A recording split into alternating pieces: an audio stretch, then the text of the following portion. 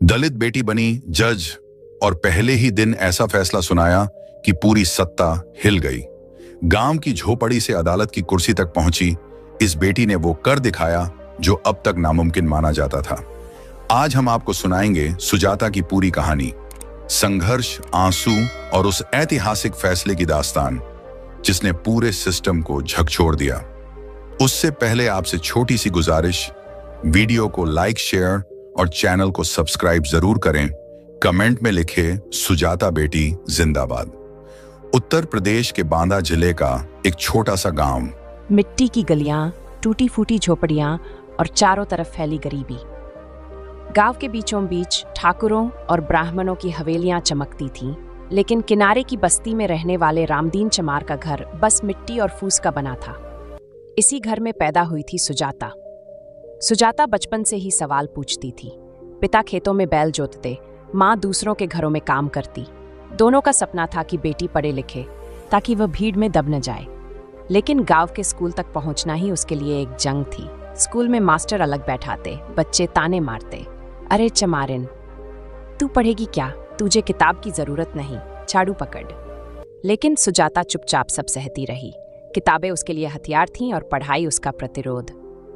रामदीन और सीता ने जैसे तैसे बेटी को मिडिल स्कूल तक पहुंचाया, लेकिन हाई स्कूल की पढ़ाई के लिए पास के कस्बे में जाना पड़ता। फीस, यूनिफॉर्म, सब कुछ पैसों का बोझ था। रामदीन ने अपनी आधी बीघा जमीन गिरवी रख दी। ठाकुर हंसते, लड़की को पढ़ाएगा, कल को बराबरी करेगी। लेकिन रामदीन का जवाब हमेशा एक ही था, हाँ, मेरी बेटी बराबरी करेगी, बल्कि तुझसे आगे निकलेगी। सुजाता ने 10वीं में टॉप किया। अखबार में उसका नाम छपा। गांव के दबे कुचले लोगों ने पहली बार महसूस किया कि कोई उनकी बस्ती से भी आगे बढ़ सकता है। इंटर की पढ़ाई शहर में हुई। हॉस्टल में जगह नहीं मिली। किराए के मकान में भी जात पूछी गई। जब मालूम हुआ कि वह दलित है तो मकान मालिक ने साफ कह दिया, हमारे घर में मत रहो, नल भी अलग लगवाना पड़ेगा। आंसू बह निकले, लेकिन हिम्मत नहीं टूटी। अंततः दलित छात्रावास में जगह मिली। वहीं उसे पहली बार बाबा साहेब अम्बेडकर के लेख और संविधान की किताब मिली। वह पढ़ते पढ़ते जाग जाती। कॉलेज के बाद उसने लॉ में दाखिला लिया। यहाँ भेदभाव नए रूप में सामने आया। क्लास में ऊंची जाति के लड़के लड़कियां रिजर्वेशन पर ताने कसते। ओह, तुम एससी हो, मतलब रिजर्वेशन का फायदा उठाया। सुजाता ने मुस्कुराते हुए जवाब दिया, हाँ, मैंने रिजर्वेशन का फायदा लिया, लेकिन आज मैं यहाँ खड़ी हूं तो मेरी मेहनत 100 गुना ज्यादा है। वह धीरे धीरे पढ़ाई में डूबती गई। लाइब्रेरी में घंटों बिताती, कोर्ट की कार्यवाही सुनने जाती। उसे साफ महसूस होता कि गरीबों और दलितों को न्याय मुश्किल से मिलता है। तब उसने ठान लिया, वकील नहीं, सीधे जज बनना है। माँ सीता हमेशा कहती, बिटिया, जब जज बनेगी तो याद रखना, गरीब की झोपड़ी तक न्याय पहुंचे। ये वाक्य उसके दिल में ऐसे बैठ गया कि उसने हर कदम पर इसे याद रखा। अंततः सालों की मेहनत रंग लाई। यूपी जुडिशियरी की परीक्षा में सुजाता पास हो गई। पूरे गांव में खबर फैल गई। बस्ती में दिए जलाए गए। ठाकुर जो पहले हंसते थे अब कहते, बिटिया हमारी इज्जत बढ़ा रही है।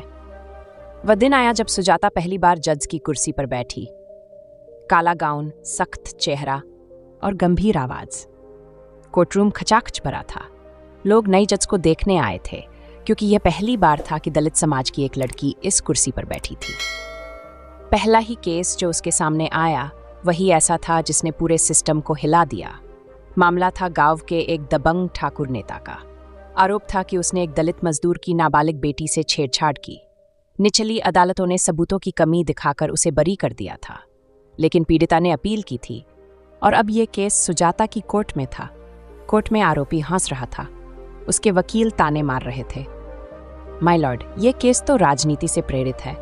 हमारे मुवक्किल पर झूठा इल्जाम लगाया गया है। लेकिन सुजाता शांत रही।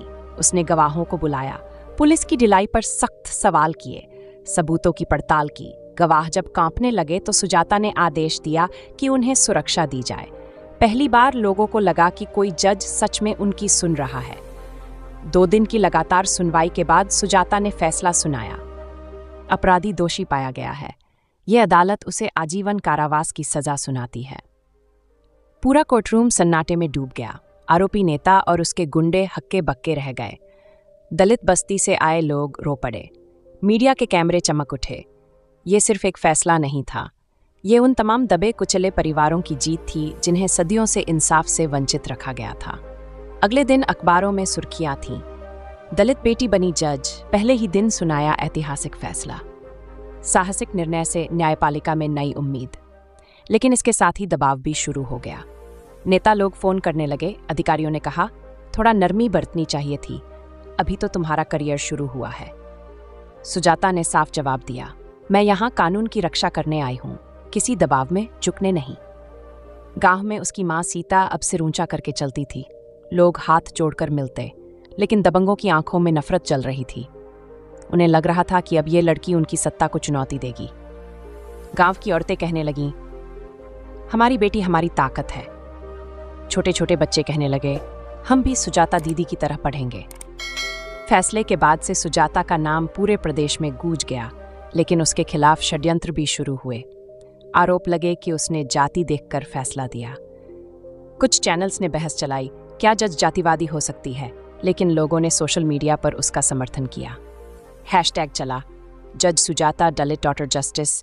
ये कहानी सिर्फ एक जज की नहीं थी, ये उस दलित बेटी की थी जिसने माँ के आंचल से उठकर, समाज के तानों को झेलकर, गरीबी की दीवारों को तोड़कर न्याय की कुर्सी तक पहुंच बनाई। और पहले ही दिन ऐसा फैसला सुनाया जिसने पूरे सिस्टम को झकझोर दिया। सुजाता अब सिर्फ एक नाम नहीं रही, वह दलित समाज की नई पहचान बन गई थी। दोस्तों, वीडियो कैसी लगी? अगर अच्छी लगी तो एक लाइक, शेयर और चैनल को सब्सक्राइब करके हमारा हौसला बढ़ाए। कमेंट में लिखे। अंबेडकर अवध बवज।